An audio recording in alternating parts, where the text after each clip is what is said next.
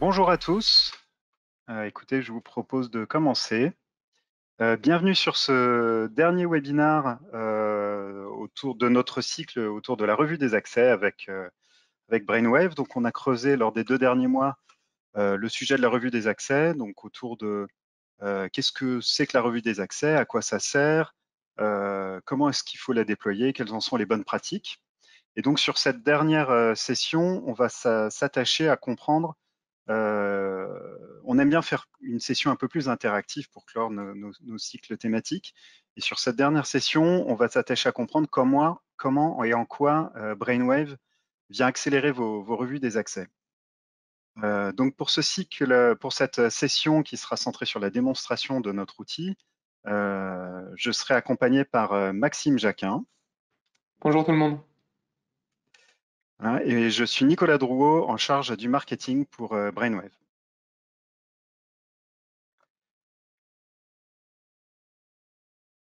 Alors, on va juste remettre les choses un petit peu dans leur contexte.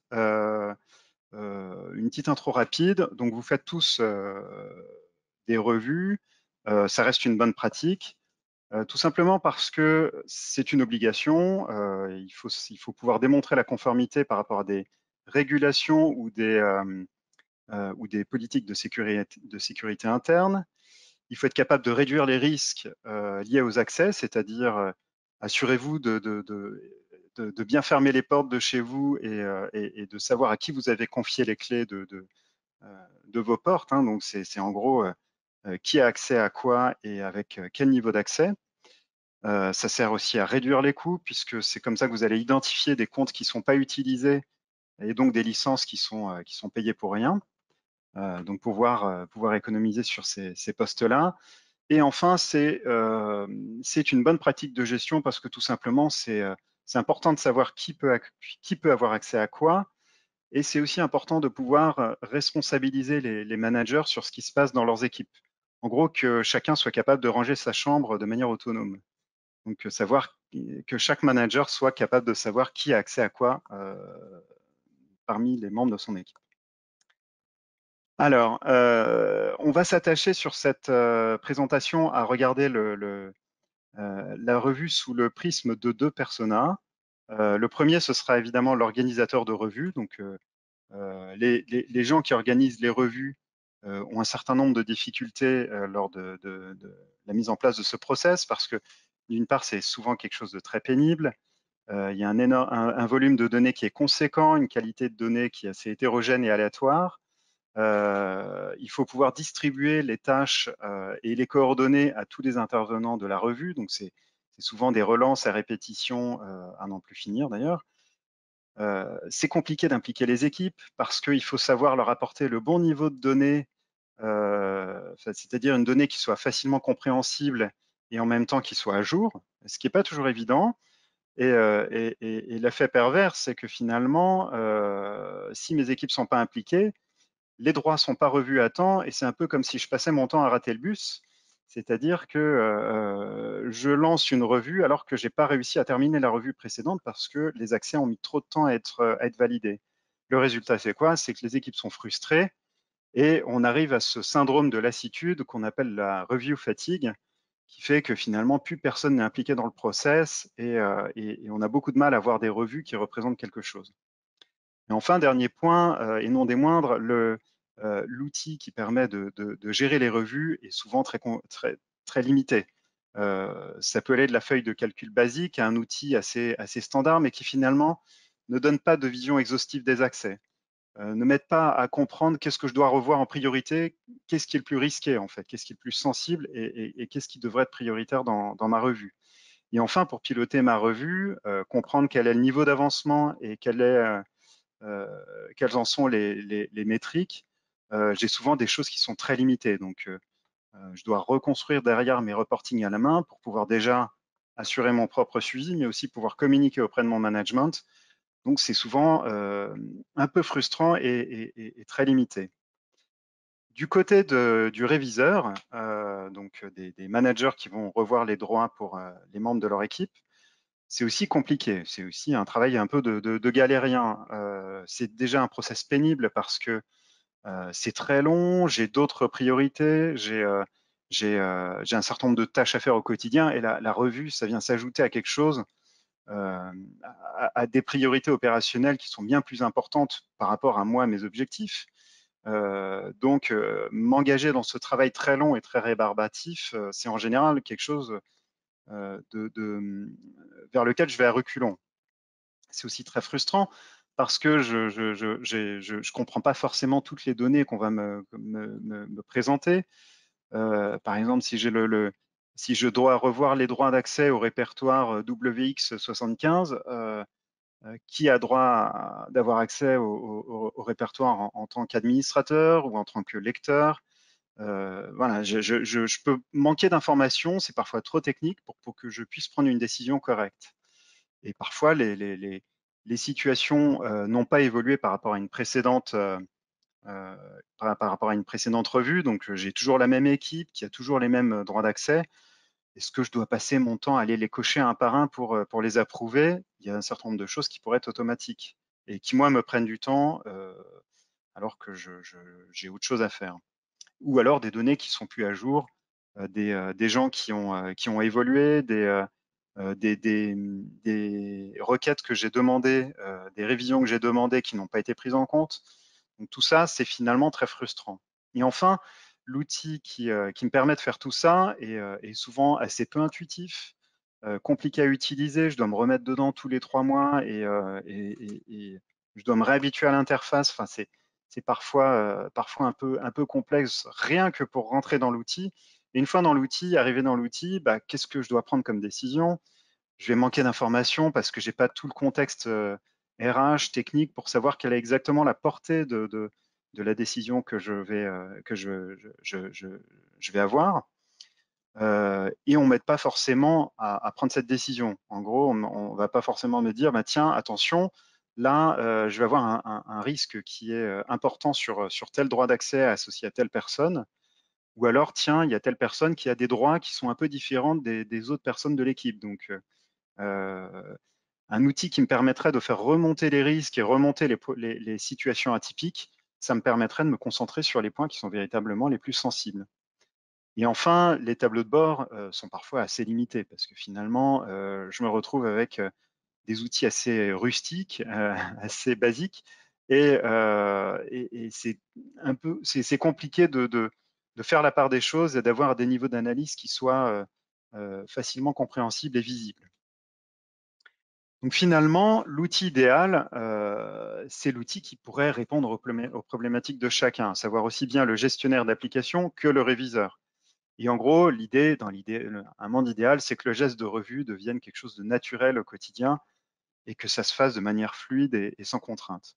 Et cet outil idéal, nous, on le connaît bien parce qu'on le développe au quotidien. On l'a développé à partir de centaines de retours clients au fil de nos 10 années d'existence et on a conçu une interface qui coche un peu toutes les cases des pain points qu'on a pu voir jusqu'à présent chez nos deux personas, à savoir un outil qui est facile d'utilisation, qui a un certain nombre d'automatismes, de choses qui sont déjà pré-remplies, qui me permettent de gagner du temps, qui me fassent des propositions sur les choix que je dois faire, ou qui m'aident à construire mon reporting quand je dois communiquer sur ma revue et sur l'avancement du process. Donc cet outil, ben, Maxime va vous en faire la présentation détaillée. Maxime, je te laisse la parole. Merci Nicolas.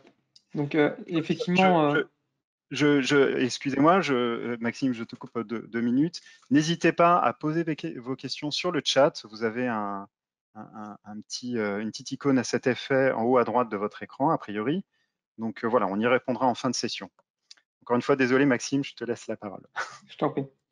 Donc effectivement, comme le disait Nicolas, dans de cette petite démonstration là qu'on a prévue, on va balayer les différents cas d'usage, à savoir euh, la personne qui doit faire une configuration de campagne, qui doit faire son animation, son suivi, et suivre tout simplement l'évolution au cours du temps des retours faits par les utilisateurs.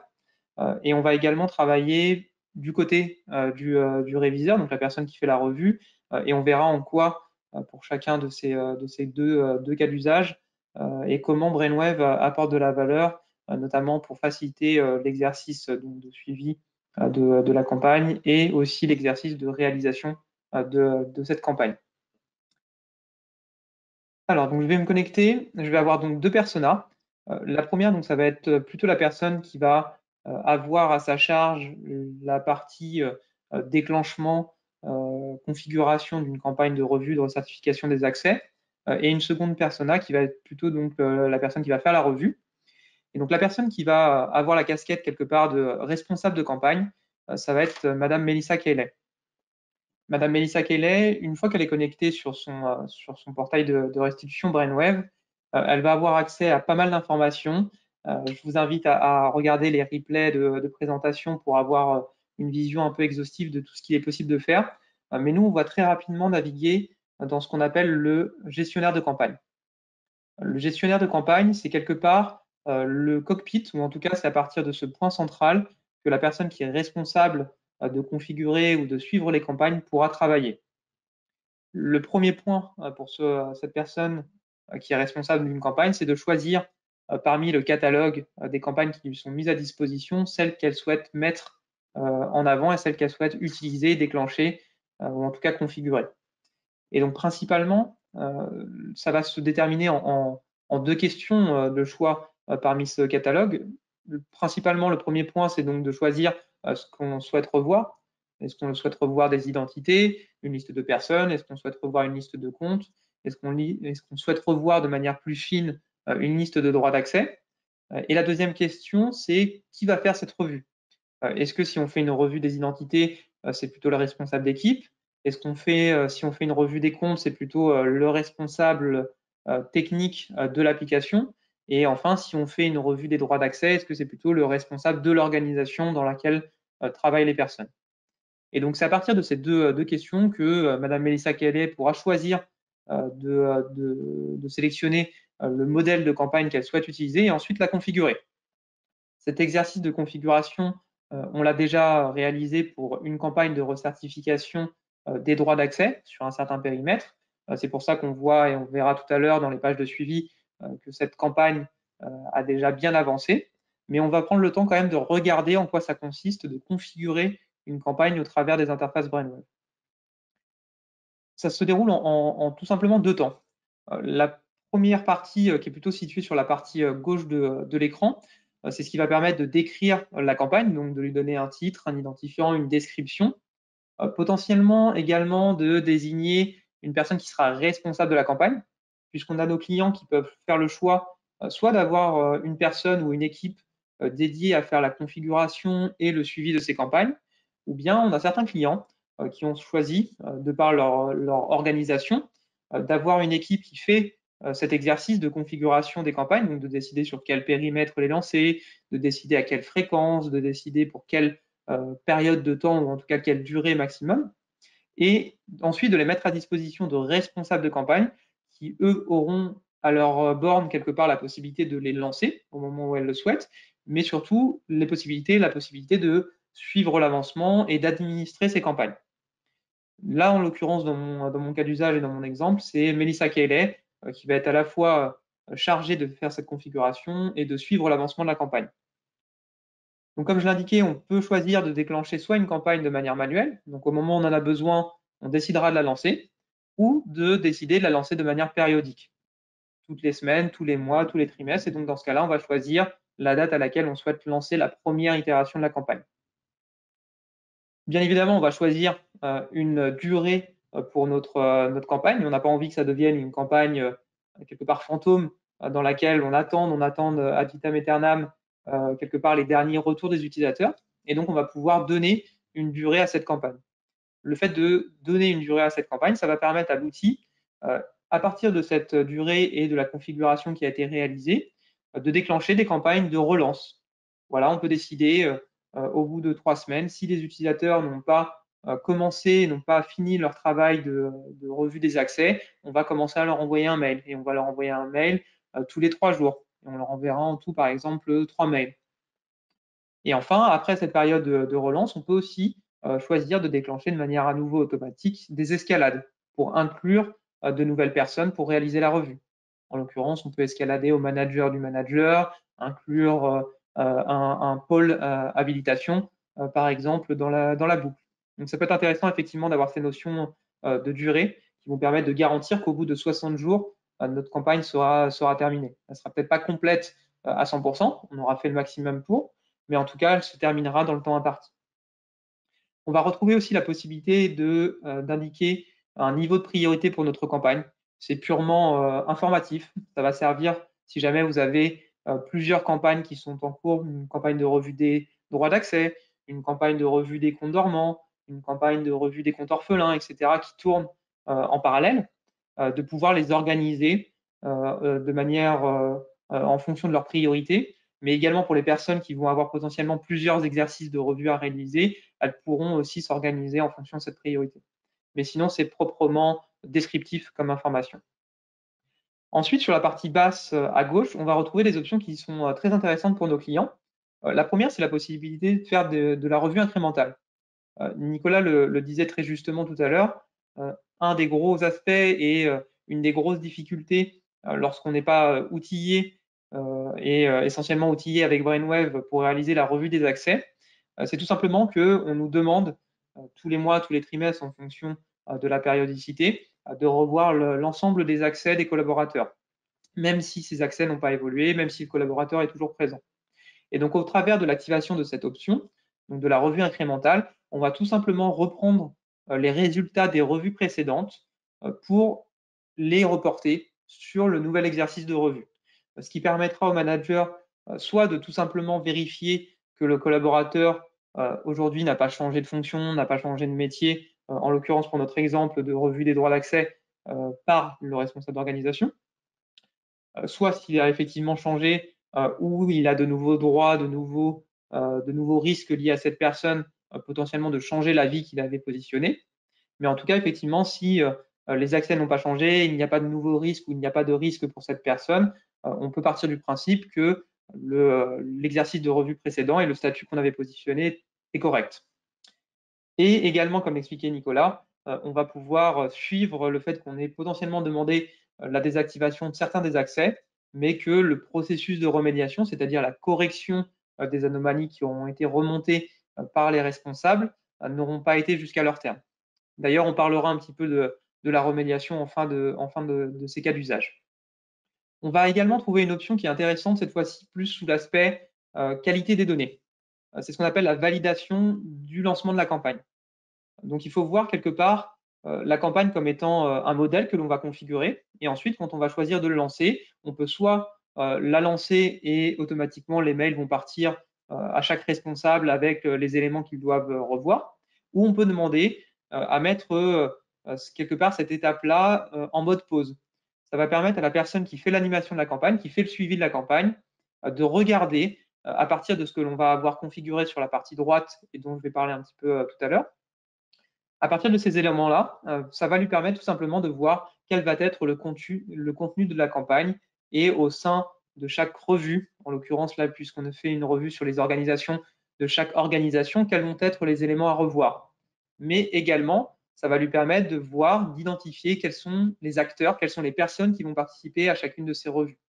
Et potentiellement, si elle se rend compte que certains des réviseurs, certaines des personnes qui étaient censées participer à la revue soit ne sont pas disponibles, soit ne sont pas les bonnes, va pouvoir justement les changer en amont du déclenchement de la campagne, puisqu'on est toujours dans un état quelque part bac à sable, qui permet de travailler sur la donnée, de valider la donnée, et une fois qu'on a vérifié le tout simplement de donner notre accord pour le lancement. Et donc tous les éléments auront déjà été calculés et les notifications partiront à chaque responsable avec leur revue qui aura déjà été précalculée, qui sera prête à être réalisée. Donc ça, c'est une option très intéressante, surtout pour les premiers exercices, on va dire, de revue des accès, pour quelque part monter en connaissance ou en confiance sur les données qui ont été ingérés, qui auront été intégrés, consolidés au travers de Brainwave. On va retrouver également la possibilité de faire de la micro-recertification ou en tout cas de la recertification orientée sur les risques. Une fois qu'on va activer cette option, ça va nous permettre sur la partie droite, c'est la partie sur laquelle on va plutôt définir le périmètre du contenu de notre revue.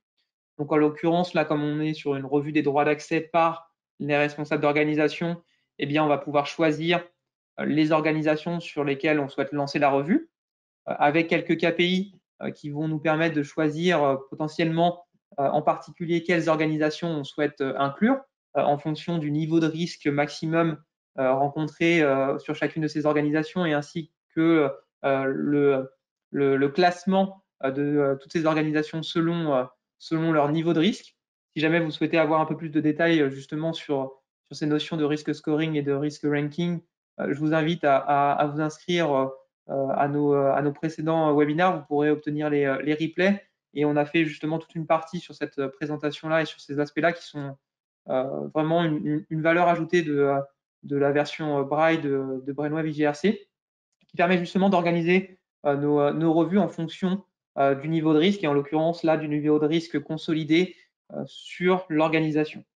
Donc potentiellement, ça nous sert aujourd'hui à dire, voilà, si jamais je dois lancer une seule revue, je vais peut-être la faire sur les 5 premières organisations, ou en tout cas sur les organisations qui représentent actuellement le plus de risques. Donc voilà, comme je l'indiquais sur la partie droite, on va définir le périmètre organisationnel sur lequel on souhaite lancer la revue. On va également choisir le périmètre des applications que l'on souhaite intégrer à la revue.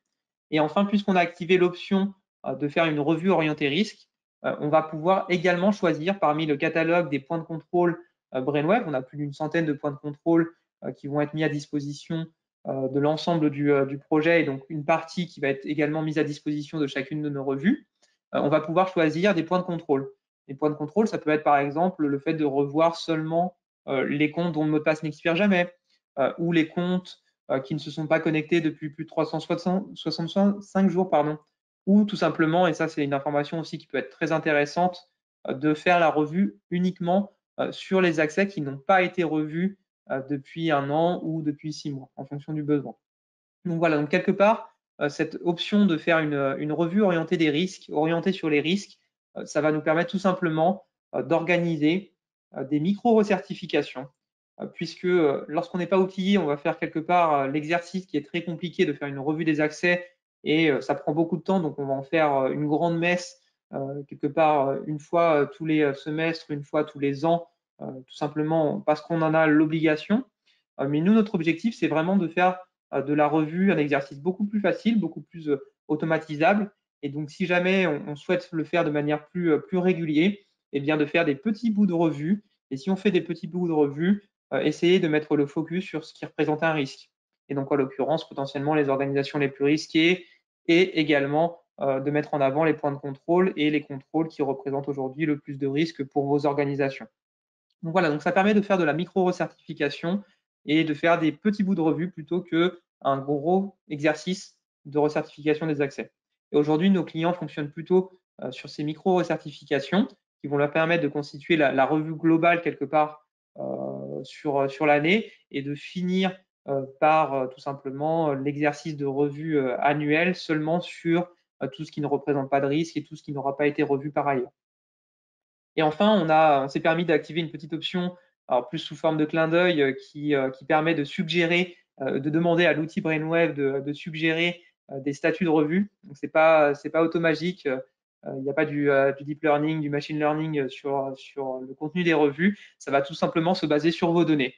Et donc en l'occurrence, à partir de vos données et à partir des points de contrôle que l'on a définis, eh bien on va pouvoir indiquer et suggérer que si l'accès du compte de la personne est encore actif alors que la personne a quitté la société, et bien dans ce cas-là, on va vous suggérer plutôt de désactiver l'accès, et ça sera bien évidemment commenté. Et on va pouvoir également vous suggérer potentiellement de remettre à jour le mot de passe, puisqu'il n'aura pas été changé et modifié depuis un certain temps, etc. Donc en fait, on va tout simplement bénéficier des points de contrôle que l'on a définis, et du fait que chacun des accès peut être identifié comme étant en écart par rapport à ces points de contrôle, justement pour suggérer des statuts de revue.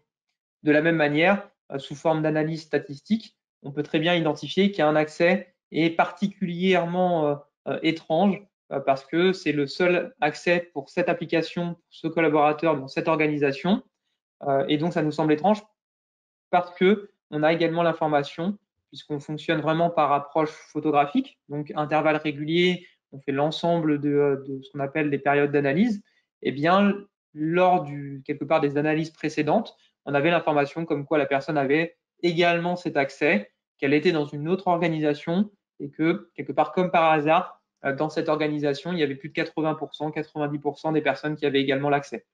Et donc, par rapport à cette approche statistique, ce qu'on appelle les peer analysis, donc les analyses quelque part des accès par les pairs, eh bien, on va pouvoir également suggérer, attention, cet accès est particulier et donc on suggère, en tout cas à minima, de le revoir. Donc, une fois qu'on a fait, ou Melissa Kelly a fait cet exercice de définir sa campagne, donc comme je l'indiquais, elle va pouvoir soit la lancer de manière manuelle, soit décider de la lancer de manière périodique. Et une fois que c'est déclenché, son rôle, elle, va consister tout simplement à suivre l'avancement. Je vais rester pour l'instant encore avec ma persona, donc Melissa Kelly, qui a la casquette aussi de suivre l'avancement de cette campagne pour vous montrer les tableaux de bord, les tableaux de suivi qui vont lui permettre justement de pouvoir animer et suivre l'avancement de cette campagne. Donc, on va principalement travailler dans deux tableaux de bord. Un tableau de bord plus macroscopique, où on va retrouver quelque part l'avancement global. Donc là, actuellement, on a 75% de notre revue qui est réalisée, là de manière macroscopique. Et donc, c'est parce que effectivement notre campagne a été lancée sur un périmètre de 8 directions, 8 services, plutôt financiers. Et donc, on a actuellement 6 organisations, ce qu'on voit affiché ici, qui ont terminé leur revue. On a deux élèves, ou en tout cas deux organisations qui n'ont pas terminé. Effectivement, si on regarde dans le détail, on voit ici que Madame Samantha Schwartz, elle, a commencé son exercice de revue le 9 novembre dernier. Et en l'occurrence, la revue du service contrat n'a pas été démarrée. On peut potentiellement aussi prendre des actions sur ces revues, notamment en identifiant quelles sont les personnes qui vont pouvoir réaliser cette revue. Ça peut être une ou plusieurs personnes, et on peut choisir de les relancer de manière manuelle et unitaire au travers des interfaces.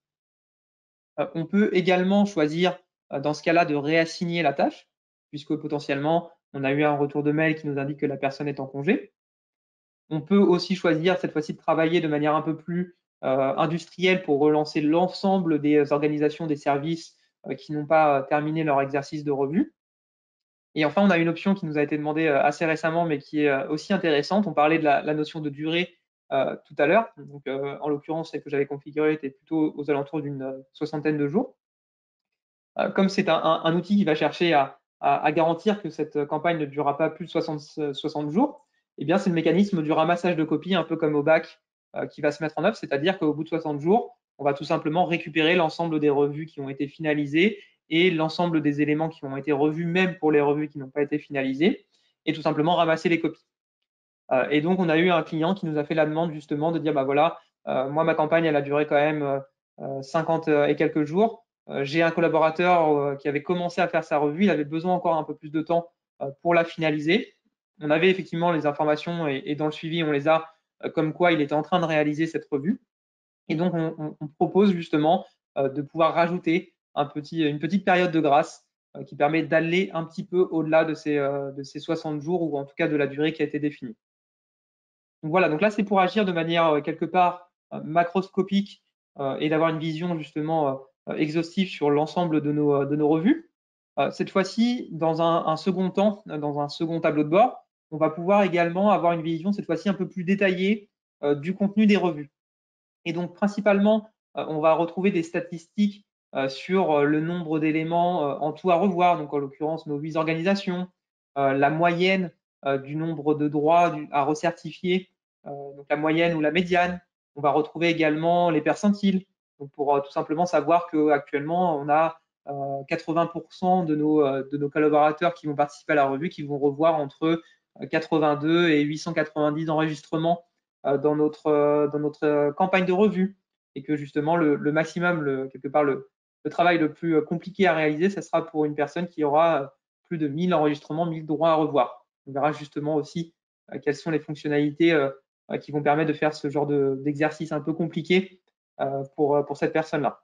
On va également avoir un suivi, cette fois-ci de manière un peu plus détaillée, du temps passé pour chaque personne, par chaque personne pour réaliser la revue. Donc en l'occurrence, à nouveau, les moyennes, les médianes et le temps passé aussi au maximum et en total. Et enfin, on va retrouver sur les différents graphiques l'avancement au sein de notre campagne. On va retrouver, je vais regarder pour l'instant la partie basse de notre tableau de bord, ce qu'on appelle la vélocité de notre campagne, à savoir chaque jour combien de revues ont été finalisées. Et on va constater, en règle générale, chez nos clients, une sorte alors, si j'ose dire, de première vague assez importante, qui est souvent tout simplement les bons élèves qui vont travailler assez rapidement. Donc là, en l'occurrence, dans les 3-4 premiers jours, on a 3 revues en tout qui ont été réalisées. Ensuite, une sorte de petit creux et en fonction du nombre de relances, de temps en temps, des petits soubresauts. Et donc là, en l'occurrence, effectivement, on voit que depuis quelques jours, on a une revue en moyenne qui est terminée par jour. On peut également avoir la répartition du temps passé et du nombre d'éléments revus par jour. Ça peut être des statistiques aussi intéressantes à voir, mais celle qui est le plus intéressante, c'est quelque part la backlog. Donc sur les 100% du nombre d'éléments que l'on avait à revoir, petit à petit de voir cette backlog se réduire et au contraire être complétée à la fois par ce qui a été revu et qui a été marqué comme étant OK, ce qu'on va retrouver de manière détaillée sur le graphique du haut, ce qui aura été indiqué comme étant également à révoquer ou ce qui n'aura été aussi tout simplement pas revu. Et donc là, normalement, on voit petit à petit notre backlog se réduire au cours du temps. Donc sur la partie haute, on va voir la vision détaillée du nombre de revues finalisées et du nombre de statuts de revues par statut, justement. Donc en l'occurrence, ici, majoritairement des statuts revus et OK. On a encore quasiment 35% de l'ensemble de nos éléments à revoir qui sont à traiter par nos 2 collaborateurs qui n'ont pas fini la revue. Mais en l'occurrence, on a déjà pas mal avancé puisqu'on voit qu'effectivement, on a plus de 50% de nos éléments qui ont été revus. Donc voilà pour les statistiques qui vont nous permettre de suivre au quotidien, tout simplement l'avancement de notre campagne, potentiellement également d'interagir avec celle-ci, de l'administrer. Et voilà comment Madame Melissa Kelly va pouvoir quelque part suivre et travailler de manière quotidienne et avoir les reportings qui vont lui permettre de savoir si il faut peut-être potentiellement refaire une communication particulière pour redonner un nouvel élan pour la revue. Je vais maintenant changer de persona. Donc, je vais travailler sur une des revues qui n'a pas été terminée. Donc, en l'occurrence, la revue de Madame Samantha Schwartz, qui a commencé son travail donc, le 9 novembre, mais qui ne l'a pas terminé. Donc, on en parlait tout à l'heure. À partir du déclenchement de notre campagne, on va notifier les utilisateurs. On va leur envoyer également des relances. Et donc, en l'occurrence, les utilisateurs, ils vont recevoir des notifications. Donc là, j'en ai un certain nombre dans ma boîte aux lettres. Et donc, des notifications, notamment si on regarde en détail celle qui a été envoyée pour Madame Samantha Schwartz, le fait qu'on lui indique que la campagne a été lancée, que potentiellement elle a jusqu'à une certaine période pour la réaliser, mais également, on va lui fournir au travers d'un hyperlien la possibilité de se connecter et d'arriver directement sur les interfaces de revue. Elle n'aura pas besoin de se soucier quelque part de est-ce que je dois naviguer dans mon portail pour trouver où est-ce que je peux prendre la revue. Au travers de l'hyperlien, elle peut arriver directement dans son exercice de revue. Je vais agrandir un petit peu l'écran pour regarder un peu comment se déroule une revue. Une revue, ça se déroule principalement dans 2 interfaces. Cette interface où on va être plutôt sur une revue en mode liste et une autre interface qu'on verra tout à l'heure qui va être cette fois-ci plus en mode tableau croisé. Dans cette interface, on va retrouver plus ou moins la même restitution que ce qu'on pourrait avoir dans un fichier Excel. C'est d'une ligne à ligne. On va retrouver chacun des éléments qu'on va avoir à revoir, à recertifier. Et donc, en l'occurrence, on va retrouver le nom de la personne, quelques informations techniques sur cette personne, donc son matricule en l'occurrence, et enfin l'accès qui lui est donné au sein de l'application. Ce qui va être par contre plus intéressant, c'est de voir également, on en a parlé un petit peu tout à l'heure, le fait qu'on va mettre en avant le risque lié à cette personne, un niveau de risque, alors que nous, on a choisi d'organiser de 1 à 4, 4 étant le plus élevé, mais également de calculer le nombre de risques au total et également des trends, donc une évolution au cours du temps qui va être indiquée selon cette icône.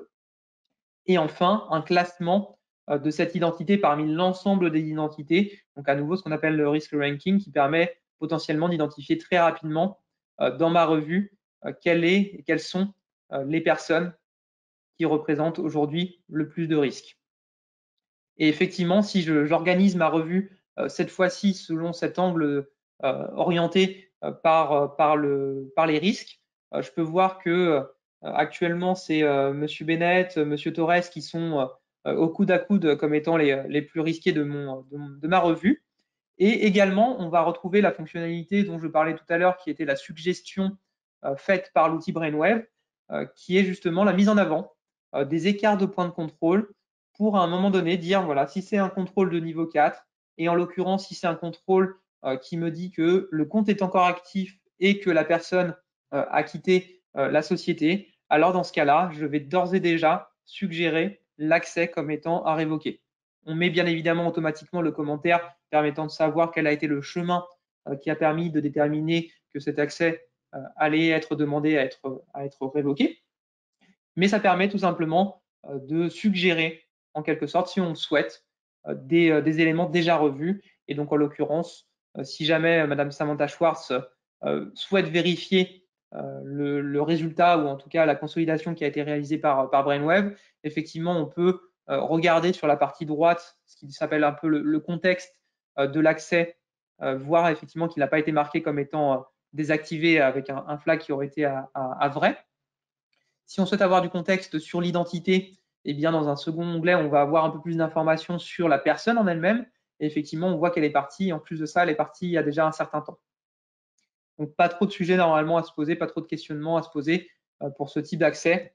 Effectivement, le fait de demander la révocation, ce qu'on retrouve ici sous cette icône de panneau sens interdit, pas trop de questions à se poser. On voit effectivement qu'il y a d'autres suggestions qui sont positionnées, notamment sur le fait qu'on suggère de mettre à jour la date de dernière connexion ou en tout cas le changement de mot de passe plutôt du compte, puisque effectivement on peut avoir dans le détail du compte le fait que soit le mot de passe n'expire jamais, soit que la date de dernière connexion remonte à déjà quelques temps, quelques années en fonction de vos politiques. Donc voilà, c'est de la sorte qu'on va pouvoir de manière unitaire quelque part travailler sur les éléments avec la suggestion. Bien évidemment, on peut également demander à masquer dans notre tableau de revue les éléments déjà revus et ensuite travailler par groupement. Ces groupements vont nous permettre soit de choisir de revoir pas chacune des lignes, mais par exemple de revoir par identité l'ensemble des accès d'une personne, ce qui permettra potentiellement pour Madame Samantha Schwartz de vérifier que le collaborateur, donc qui est Monsieur Singleton, travaille toujours bien dans mon service, qu'il a effectivement toujours la bonne fonction, qu'a priori il n'a pas de risque principalement ou trop élevé si on regarde dans le détail lié à ses accès. Et donc dans ce cas-là, on va pouvoir demander tout simplement à valider l'ensemble des droits d'accès de cette personne. On pourrait également travailler selon différents axes, notamment le regroupement par permission, par ressources ou par application. Et je vous propose plutôt de voir ce principe de fonctionner par ensemble de manière un peu plus détaillée dans mon tableau de revue en mode tableau croisé. Je vais pour l'instant réafficher les éléments qui ont déjà été revus pour vous montrer cette fois-ci et passer dans l'interface de revue en tableau croisé, justement également quelles sont les fonctionnalités intéressantes mise en avant par ces tableaux croisés. Donc, je vais prendre un petit peu plus d'espace. Je vais pour l'instant me passer de la partie contexte sur la partie droite. Bien évidemment, je peux choisir de l'agrandir par la suite si je le souhaite. Et on va proposer à l'utilisateur de travailler sous forme de tableau croisé. Donc, sous forme de tableau croisé, on va retrouver en haut le nom des personnes, leur login dans les applications, donc leur login qui est plutôt technique, et au croisement, les applications, les ressources et à l'intersection, est-ce que la personne a accès ou pas à la ressource? Et si elle a accès, est-ce que l'élément a déjà été revu? Et donc, dans ce cas-là, on va retrouver les mêmes icônes. Le point d'interrogation pour les éléments qui n'ont pas encore été revus. Et la coloration qui correspond au niveau de risque maximum lié à l'accès et donc qui permet aussi potentiellement d'identifier en un seul coup d'œil quels sont les éléments les plus risqués de notre tableau de revue. Donc, au sein de ce tableau croisé, on va pouvoir travailler à nouveau selon différents axes. Un petit peu comme sous Excel, on va pouvoir filtrer des éléments. Donc, en l'occurrence, je peux choisir de travailler selon l'axe des permissions et donc de chercher toutes les permissions qui contiennent par exemple user, mais pas super user, standard user, pour regarder ce que cela me remonte. Et donc, en fonction de ce que je vois, si je connais effectivement la permission ou si je ne la connais pas, je peux regarder un peu plus dans le détail son contexte, donc à savoir est-ce qu'elle a été classifiée, est-ce qu'il y a un niveau de sensibilité qui a été renseigné pour cette permission, soit renseigné au travers des interfaces web Brainwave, soit parce que vous avez une CMDB ou un référentiel qui permet de le faire et de l'ingérer de manière automatique, mais également avec des analyses statistiques qui vont permettre de savoir cette ressource user dans Elixo, sur Elixo, est-ce qu'elle est principalement propre à mon organisation ou est-ce que c'est une ressource assez standard comme ce qui semble être le cas ici, puisqu'elle est attribuée de manière assez uniforme à des organisations qui ne sont pas des organisations finance, puisqu'on voit effectivement le support IT, etc. Donc, on va avoir ce genre d'analyse statistique qui vont nous permettre d'avoir la répartition de l'accès à cette ressource par organisation, par service, également par métier, ce qui permet aux managers, aux responsables de savoir si la ressource est particulière à son service, spécifique à son service ou pas. Et donc, en l'occurrence, si jamais elle constate que c'est une ressource tout à fait standard ainsi que les autres, elle va pouvoir, un petit peu comme sur Windows, faire de la sélection multiple pour tout simplement indiquer que l'ensemble des éléments ou l'ensemble des éléments qui n'ont pas déjà été renseignés vont être complétés pour marquer l'ensemble comme étant OK. Alors, j'ai cliqué un petit peu trop vite, je suis revenu précédemment. Et donc, on va pouvoir travailler selon cet angle-là, selon le groupement par permission, le filtrage par permission. On peut également, et c'est pour ça que j'ai décidé de laisser encore les éléments revus dans mon tableau, on va pouvoir également demander à l'outil, cette fois-ci, de casser un petit peu le regroupement, c'est-à-dire on ne veut plus que les accès soient regroupés par personne, mais cette fois-ci, on va demander à l'outil quelque part de manière intelligente, de regrouper les accès selon le fait que plusieurs collaborateurs, possèdent les mêmes accès. Donc, on casse quelque part le regroupement. C'est pour ça qu'on voit ici sur la partie haute qu'on a plusieurs fois la même identité qui va être répétée. Mais cette fois-ci, le fait qu'on regroupe les accès, c'est tout simplement pour indiquer que cette liste de 5, 6, voire une dizaine de personnes possèdent les mêmes accès au sein de une ou plusieurs applications. Et donc, en l'occurrence, une fois qu'on a ce travail de regroupement qui a été réalisé, pour un manager, réellement réaliser la revue, ça va consister à vérifier quelque part est-ce que ces personnes, en détaillant un petit peu leur contexte, elles ont la même fonction ou elles sont bien dans la même organisation, dans le même service. Et donc, dans ce cas-là, ça paraît effectivement légitime que ces personnes possèdent les mêmes accès. Et donc, à nouveau, de travailler par ensemble en sélectionnant l'ensemble des accès communs à ces personnes qui partagent la même fonction ou la même position dans l'organisation pour indiquer qu'elle est effectivement d'accord avec ces accès-là. Et donc, c'est comme ça qu'on va pouvoir travailler justement par regroupement pour identifier les paquets qui se dessinent au sein de l'interface des paquets de droits communs. On va également retrouver au contraire les droits qui semblent être un peu moins communs, on se retrouve de manière isolée dans le tableau croisé et qui permet de voir, d'identifier potentiellement le fait qu'une seule personne, une et unique personne, possède l'accès à cette ressource dans l'application. Donc, au contraire, cette fois-ci, un accès qui est potentiellement plutôt spécifique à cette personne, soit parce qu'elle a un métier particulier, ou soit tout simplement, et c'est plus souvent le cas chez nos clients actuellement, que l'accès est un accès qui est plutôt lié à sa précédente fonction. Ce qu'on pourrait avoir potentiellement mis en avant avec la répartition à nouveau statistique des accès à cette ressource par métier ou par organisation, qui permettrait d'identifier que ce sont des personnes qui ne sont pas de ce service ou qui n'ont pas la même fonction que mon collaborateur qui ont cette ressource.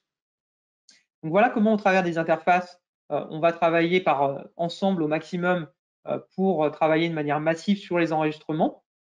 Je vais revenir sur le tableau en mode liste pour parler un petit peu des éléments sur lesquels on n'aura potentiellement pas d'idée ou quelque part pas la connaissance tout simplement de la légitimité ou pas de l'accès.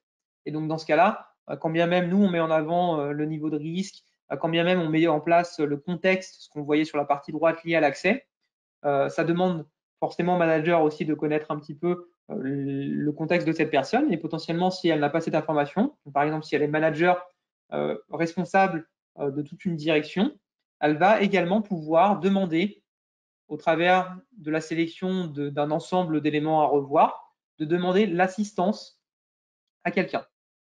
Et donc dans ce cas-là, c'est un petit peu comme l'appel à un ami dans Qui veut gagner des millions. C'est tout simplement le fait de demander pour avis. Donc en l'occurrence, on pourrait sélectionner quelqu'un du service ou quelqu'un d'un autre service, ça c'est au choix du paramétrage, de choisir quelle va être la personne qui va nous aider à réaliser cette revue. Et uniquement sur le périmètre que j'aurai sélectionné. Et donc dans ce cas-là, cette personne se trouvera contributrice pour la tâche, pour l'exercice de revue. Elle ne pourra bien évidemment revoir, recertifier qu'uniquement les accès que je lui, quelque part, soumets pour cet exercice de revue. Si on souhaite que ce soit une contribution plus permanente que de manière unitaire, on peut indiquer aussi que la contribution soit cette fois-ci permanente. Et donc automatiquement, lors des prochains exercices de revue, la personne sera à nouveau interrogée ou en tout cas à nouveau intégrée à la campagne uniquement pour le périmètre qui lui aura été désigné. Donc voilà comment on permet justement de demander l'assistance, l'aide d'autres collaborateurs. On a bien évidemment d'autres mécanismes de délégation, cette fois-ci au sens impersonnification, qui permet à un manager de dire, même si je suis responsable de réaliser la revue des accès, c'est plutôt mon assistant qui va réellement le réaliser. Et donc dans ce cas-là, l'assistant aura la possibilité de réaliser la revue en tant que le manager, mais tous les éléments seront tracés pour bien faire la distinction entre la personne qui est responsable et la personne qui a réellement réalisé la revue. Alors, je vais finaliser ma revue. On peut effectivement sauvegarder si jamais on n'a pas terminé et reprendre plus tard son travail, son exercice. Je vais la finaliser. Au choix, on a la possibilité donnée à nos clients soit d'autoriser ou non de terminer la revue, même si on n'a pas finalisé l'ensemble de l'exercice. Donc, dans ce cas-là, on va expliquer qu'on souhaite effectivement finaliser la revue et qu'on souhaite et qu'on acquitte le fait qu'il nous restait encore quelques éléments, quelques centaines d'éléments à revoir. Donc, je vais finaliser cette revue pour vous montrer cette fois-ci le résultat d'une campagne de revue. Donc là, on l'a terminé avec Samantha Schwartz. On va se reconnecter cette fois-ci maintenant avec Madame Melissa Cayley, donc qui est responsable de l'avancement et du suivi de la campagne, pour vous montrer quelque part quels sont les éléments en sortie de nos campagnes ou de nos revues des accès. Donc je vais revenir dans la partie manager responsable de campagne, et donc dans la partie quelque part qui me permet de suivre l'avancement de ma campagne. On voit qu'effectivement, elle a été mise à jour. On est passé de 75% à 87%, 87,5%. Et effectivement, notre département finance vient de terminer la revue. On peut regarder de manière un peu plus détaillée combien de temps a pris justement notre collaboratrice pour réaliser sa revue entre le moment où elle a commencé et le moment où elle a finalisé, ou de manière détaillée à nouveau dans les éléments que l'on avait ici. Et donc effectivement, on voit qu'on n'a pas remplacé notre maximum, donc on a passé un petit peu moins de temps. Mais surtout, ça nous permet également de télécharger ce qu'on appelle les rapports de conformité. Les rapports de conformité, c'est ce qu'on va retrouver rattaché à chacune des revues ou au niveau de la campagne et qui va vous permettre tout simplement d'avoir la synthèse des résultats de la revue. Donc, de permettre de dire au commissaire aux comptes ou à l'audit, aujourd'hui, voilà, on a lancé une revue sur tel périmètre organisationnel, voilà le rapport de synthèse de l'ensemble de la campagne, ou en l'occurrence, quand la campagne n'est pas terminée, voilà le détail de chacune des revues. Et donc, on va retrouver notamment les éléments qui ont été revus, ceux qui n'auront pas été revus, par qui ça a été revu, ainsi que les commentaires qui auront été renseignés. Donc ça, c'est ce qui permet quelque part de faire la trace, l'élément de preuve que l'on a réalisé une campagne de recertification des accès. C'est bien, mais quelque part, ce n'est pas suffisant. Si on veut souhaiter aller un petit peu plus loin, il va falloir réaliser ce qu'on appelle une remédiation. Et une remédiation, la bonne nouvelle, c'est que c'est également quelque chose qui est orchestré et orchestrable, automatisable au travers de Brainwave, puisque l'on a ce qu'on appelle une campagne de remédiation qui va nous permettre, en tant que responsable, cette fois-ci plus technique, de faire une sorte de voiture-balai ou de ramasse-miettes qui va permettre de relever quelque part l'ensemble des droits, l'ensemble des comptes pour lesquels on a demandé la désactivation, la modification des accès, et ensuite de venir les insérer dans vos processus de remédiation. En fonction de l'application, on va techniquement être en capacité de ventiler pour dire, bah voilà, si c'est l'application Sugar CRM, et bien dans ce cas-là, on va plutôt envoyer un rapport de synthèse au responsable technique de l'application. Et ensuite, il va nous acquitter dans Brainwave le fait qu'il a réalisé l'action. Ou au contraire, parce que c'est une application qui est gérée au travers d'une création de demandes de changement dans un outil TSM, type ServiceNow, type Jira, etc., eh bien, on va pouvoir également créer un ticket et suivre l'avancement de ce ticket, la prise en compte de ce ticket au travers des interfaces Brainwave. Et enfin, on a également le mode complètement automatisé en fonction à nouveau de l'application pour dire bah, cette fois-ci, cette application, elle est gérée au travers d'un processus IAM et au travers d'un outil IAM. Et donc, dans ce cas-là, on va plutôt créer un ordre, généralement au travers des API des outils IAM, pour demander la révocation de ces accès. Et donc, voilà comment on va vraiment de bout en bout, à la fois configurer, quelque part suivre l'avancement d'une campagne de revue et de recertification des accès, mais également aller un peu plus loin jusqu'à la partie remédiation, correction des écarts constatés. Et à nouveau, par la suite, mettre en avant les écarts, c'est-à-dire les remédiations qui n'ont pas été jusqu'à leur terme, puisque nous, les informations sont bien fournies par les applications. Et donc, on saura identifier un accès qui a été demandé à être révoqué et pour lequel on a un ticket potentiellement dans ServiceNow, ou en tout cas, on a un ordre de gestion qui a été indiqué comme étant réalisé, mais que l'on constate toujours. Et les managers, ceux qui vont faire la revue, ils le constateront également si jamais on a choisi de faire cette revue incrémentale dont on parlait tout à l'heure. Donc voilà pour cette démonstration. Il va nous rester normalement quelques minutes, je crois, Nicolas, pour prendre les questions qui nous ont été posées. Oui, tout à fait, Maxime. Donc, n'hésitez pas, si vous aviez déjà des questions sous le coude, à utiliser le petit module en haut à droite de votre écran. Je vais d'ores et déjà regarder si on a des choses qui sont arrivées. Très bien. Alors oui, une première question. Comment Brainwave permet de collecter des informations qui vont être revues? Oui, effectivement, c'est un aspect dont on n'a pas parlé. Brainwave, en parallèle d'être un outil de revue, de recertification des accès, c'est également et avant tout, j'ai envie de dire, un outil d'audit et de contrôle. Et donc, on a principalement ce qu'on appelle un moteur de collecte qui va permettre de charger l'ensemble de vos informations applicatives, organisationnelles, RH et vos politiques de sécurité pour les consolider dans ce qu'on appelle le cube de données Brainwave. Et donc là, on va avoir pour nos clients principalement deux modes. Soit un mode quelque part connecté, au sens où on va pouvoir mettre en place des extracteurs de données pour pouvoir aller se connecter à une application et aller extraire la base des comptes ou aller exécuter au travers d'une API le fait de récupérer l'ensemble des habilitations. Mais parce qu'on sait très bien et parce qu'on n'est pas un outil forcément très invasif au sens où on ne va pas avoir des agents déployés sur l'ensemble de vos applications, on a également la possibilité d'intégrer des applications sous forme d'extraction, Excel, CSV, LDIF, peu importe, qui vont nous être mises à disposition dans un répertoire partagé ou sur un montage réseau. Et donc voilà comment on va constituer justement ces données qui ont été chargées.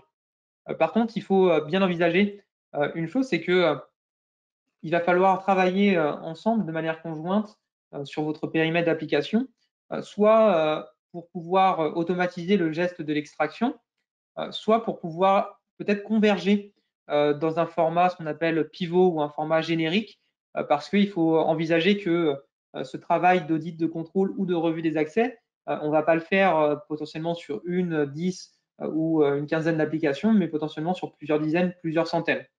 Et donc, dans ce cas-là, soit on peut travailler sur un outil d'IAM qui va faire cette consolidation des informations applicatives et donc, dans ce cas-là, extraire cette information-là, soit on propose à nos clients de fournir, de travailler sur un format d'extraction de convergence qui vont leur permettre de dire, bah, voilà, responsable d'application, si vous souhaitez être embarqué dans le processus de revue, le processus de campagne de recertification des accès dans Brainwave, merci de nous fournir une extraction répondant à ce formalisme-là. Ok, merci beaucoup Maxime. Je vois une autre question. Combien de temps prend la mise en place d'une revue? Alors, en règle générale, le premier point ou la première question qu'on va vous poser pour vous fournir un peu de métriques, ou en tout cas pour nous savoir combien de temps ça va prendre de manière effective, c'est est-ce que vous avez déjà des processus aujourd'hui qui ne sont pas outillés, qui sont manuels, mais des processus qui sont déjà réalisés pour identifier le périmètre de ce qu'il y a à revoir. Donc, est-ce que c'est déjà bien défini? Les comptes à privilèges, les droits d'accès des applications sensibles, etc., ainsi que les personnes qui sont interrogées pour réaliser les revues. Puisque c'est généralement ces deux sujets qui sont les points de, alors pas de blocage, mais on va dire plutôt le goulot d'étranglement lorsqu'on fait un processus, une création de campagne de A à Z qui peut prendre du temps.